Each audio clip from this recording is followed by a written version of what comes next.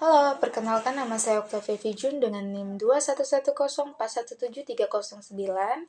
Di sini saya akan membacakan UAS saya dengan makul Supply Chain Management dengan dosen Pak Adi Mursalin SEMM. Bagian A. Pertama, apa yang dimaksud dengan supply chain management? Supply chain management adalah pengelola alur barang atau jasa yang mencangkup semua proses termasuk perubahan bahan mentah menjadi produk jadi. Proses ini meliputi upaya menyederhanakan penawaran supply agar pengalaman klien meningkat, sehingga bisnis memiliki daya saing di pasar. Kedua, jika Anda berbisnis dalam bidang restoran, bagaimana Anda menetapkan supply chain management dalam bisnis restoran Anda?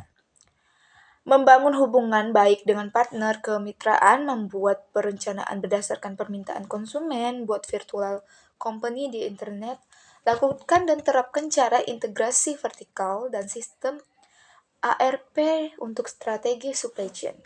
Lanjut 3. Anda adalah mahasiswa Universitas Pancabakti Pontianak. Seberapa penting sih supply chain management bagi UPB? Dan bagaimana UPB menerapkan supply chain management?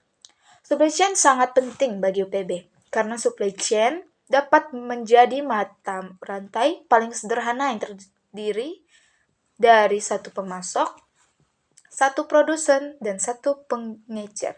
Namun dapat juga menjadi suatu mata rantai kompleks yaitu terdiri dari banyak pemasok, banyak produsen, banyak agen atau grosir, dan banyak pengecer. Yang dimana di dalam perguruan tinggi memiliki bahasa tersendiri untuk itu semua. Cara menerapkan supply chain management di UPB dengan konsep manajemen rantai pasok atau supply chain management, SCM. Penerapan supply chain management bertujuan untuk mengatur, mengontrol, dan para pemasok atau supplier sampai ke konsumen customer. Oke, lanjut. Nomor 4, bagian 1. Tantangan apa saja dan peluang apa saja yang didapatkan dari rantai pasokan di wilayah pasar Asia Tenggara? Meningkatnya persaingan dalam perjualan, harapan pengiriman hari yang sama, bebas biaya pengiriman, dan tuntut transportasi yang lebih besar. Nomor 2, mengapa saya perlu otomatisasi dalam supply chain saya? Mengotomatiskan rantai pasokan dapat membantu bisnis dalam memotong biaya dan meningkatkan efisiensi. Otomatis juga menjanjikan untuk meminimalkan ketergantungan manusia yang dapat menjadi keuntungan bagi kawasan Asia Tenggara yang sedang berjuang dengan tenaga kerja yang menyusut kekuatan. 3. Apa dampak potensial dari otomatisasi dalam supply chain management? Otomatisasi dapat membantu supply chain management di setiap tahap proses dari perencanaan rute yang dioptimalkan, pengiriman jarak terakhir yang efisien. Otomatisasi berpotensi merevolusi seluruh operasi supply chain. 4. Dapatkah otomatisasi terintegrasi dengan sistem yang mudah ada? Seperti yang dibahas di atas, bisnis baru di Asia Tenggara tidak memiliki proses standar. Setiap bisnis memiliki sistemnya sendiri dan solusi teknologinya harus ramah integrasi untuk kelancaran transisi.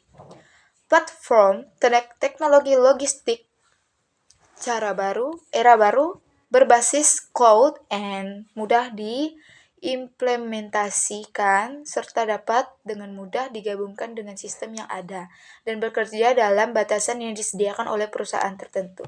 Bagian B. Pertama, sebutkan dan jelaskan topik-topik yang dibicarakan di ketiga video di atas. Video yang pertama tentang cara sederhana mempelajari manajemen rantai pemasok. Yang kedua tentang pengukuran kinerja supply chain management. Dan yang terakhir yaitu tentang supply chain strategy and performance. Kedua, sebutkan nama-nama pembicara ketiga video di atas. Pertama, Oktri Muhammad Firdaus. Yang kedua, Gilang Fatikul Burhan. Yang ketiga, Prof. Yoman PhD CSCP. Ketiga, jelaskan apa yang dijelaskan oleh masing-masing pembicara di ketiga video tersebut. Video pertama menjelaskan tentang pengantar supplication. Manajemen menjelaskan supplication menurut kata 2000 NSK 2016 mengenai supply chain 4.0 menjelaskan tentang warehouse and inventory man and inventory man.